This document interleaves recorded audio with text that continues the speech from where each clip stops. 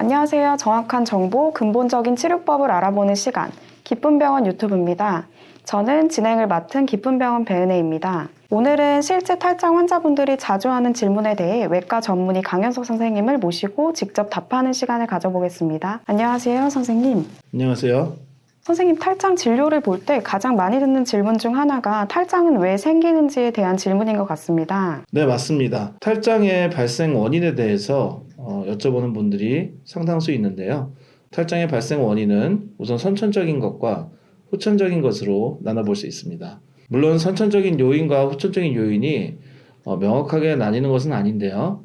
서로 영향을 미치는 경우가 많기 때문에 분리해서 설명하기 쉽지는 않습니다. 그렇지만 오늘 간단하게 설명을 해드리기 위해서 선천적인 요인과 후천적인 요인을 나눠서 말씀을 드리겠습니다. 우선 선천적인 요인은 초상돌기라고 하는 구조물이 닫히지 않기 때문에 탈장이 생기게 됩니다. 남성의 경우에는 태아기 초반에 고환이 복강 내에 존재하다가 시간이 지나서 태아기 후반에 음낭 위치로 내려오게 됩니다.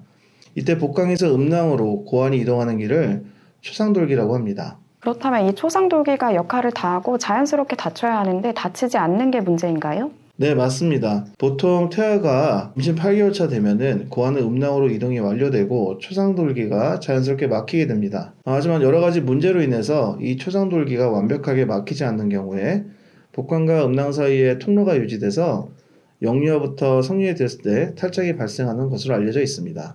그럼 여성의 경우 말씀 주신 요인에 해당이 없는 건지 궁금합니다. 여성에게 물론 고환은 없지만 태생적으로 초상돌기는 존재합니다. 그러나 그 통로가 매우 작기 때문에 탈장의 발생 위험도가 남성보다는 매우 낮은 편이죠. 남성의 탈장 발생 빈도가 여성에 비해 10배 가까이 높은 이유 중 하나입니다. 여성에 비해 남성의 탈장 발생 빈도가 높은 이유가 있었네요. 그럼 후천적인 요인은 무엇인가요? 후천적인 요인은 상당히 다양합니다. 우선 복압이 올라가는 상황이 있는데 만성 기침, 변비, 임신, 고강도의 운동이나 활동으로 인해서 복압이 높여서 서해부 탈장의 위험도를 높입니다. 복압이랑 탈장이 어떤 연관이 있을까요? 복압이 올라가면 탈장이 발생할 수 있는 작은 틈에 지속적인 압력이 가해지겠죠.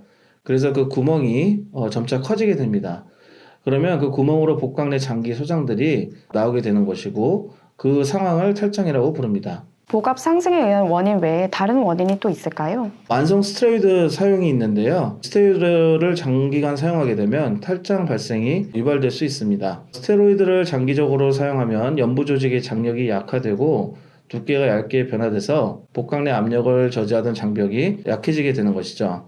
또한 지속적인 혈관 그리고 혈관 질환 등도 복부의 조직을 약화시켜서 탈장 발생을 촉진시킬 수 있습니다. 스테로이드 약물의 장기 사용과 지속적인 흡연이 탈장을 유발할 수 있는 원인이라니 놀랍네요. 실제 임상에서 탈장은 선천적인 원인과 후천적인 원인이 서로 복합적으로 작용하는 경우가 많고 이러한 위험 요인을 피할 수 없는 경우도 많습니다. 하지만 흡연이나 장기적인 스테로이드의 사용 그리고 고강도 운동 등을 조절한다면 이는 후천적으로 조절할 수 있는 방법이 되겠죠. 네, 선생님 오늘 쉽고 자세한 설명 감사드립니다.